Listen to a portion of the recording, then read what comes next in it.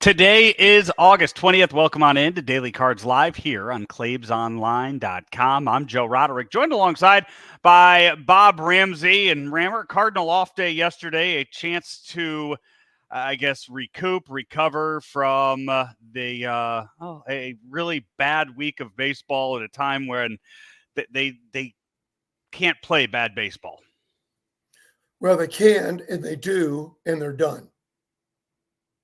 And for anybody that wants to be optimistic and think that there's still a chance, like me, there's still a very long shot chance at a wild card. Right. But it is a long shot. There is no chance to win the division.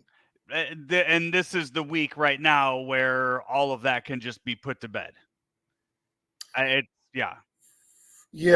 Rammer, by the time college football kicks off on Saturday, we can determine what sport should get our focus for the next several months. And so the key then is, if you're management, how do you play it? Do you keep doing the same thing over and over again? And I think you probably do. The way you've used your roster, whether you and I and fans agree with it or not, you've been doing that to win games each and every night.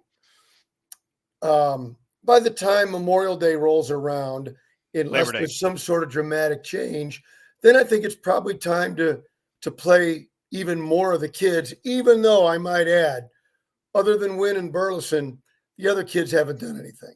Yeah. Gordon's been awful. Walker hasn't done anything. Scott hasn't done anything. So, but you got to play them because you got to use it to figure out what you're going to do for next year. Now, having said that, if you're within 5 games on September 1st, meaning 5 games of the last wild card spot, then you still got to play. You got to play each and every night to win. To that point, Rammer, this is a thought that I kind of had yesterday. I didn't bring it up to Claibs yesterday when we were doing the lunch show. I'll bring it up to you right now.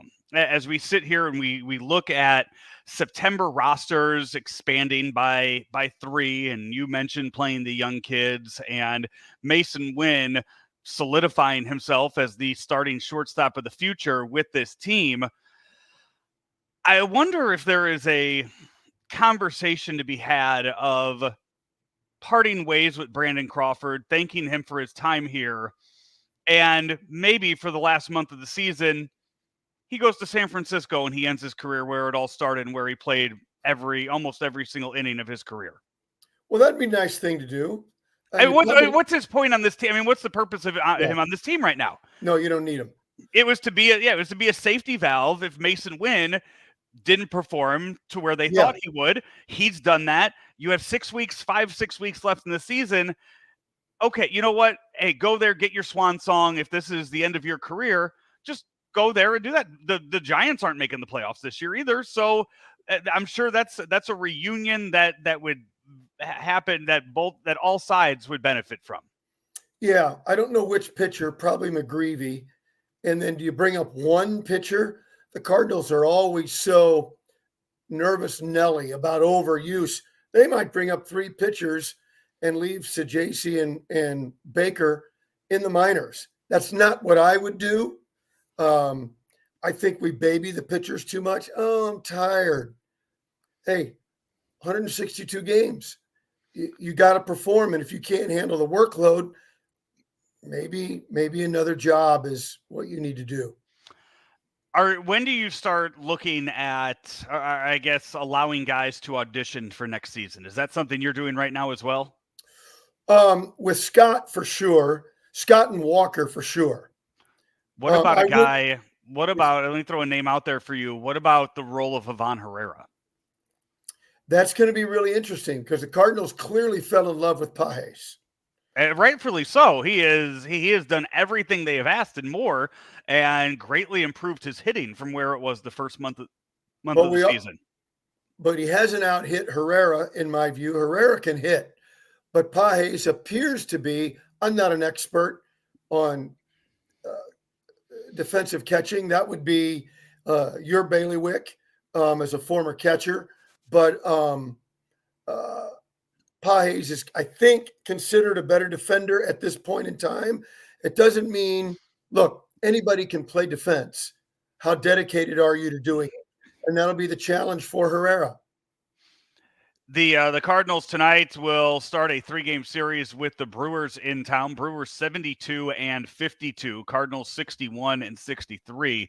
Eric Fetty on the mound for the Cardinals, and a guy that's making his 4th start here with St. Louis. So far, 5 innings, 6 innings, and in those games, 5 earned runs, 1 earned run, 4 earned runs. Has not done anything that has stood out to you. Hasn't done. I mean, it's not his fault. The Cardinals fell out of any kind of playoff picture at the moment.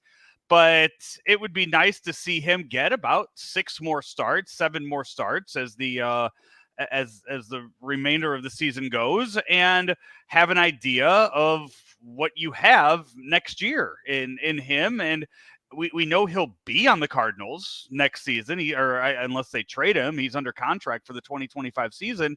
But it sure would be nice to know what you actually are going to be getting out of him and where you can put him in that rotation. Yeah, it's only 3 games, but I was a big proponent of the deal, but it's not been very good so far. Did the guy feel pressure? I quite frankly can't explain it. Did they try and change him when he came over? That is a typical thing the Cardinals try and do to hitters and pitchers. Mm-hmm. Hey, we really like you, but we want to change you. Doesn't make any sense to me. So he's going to get the starts. So we'll see what happens.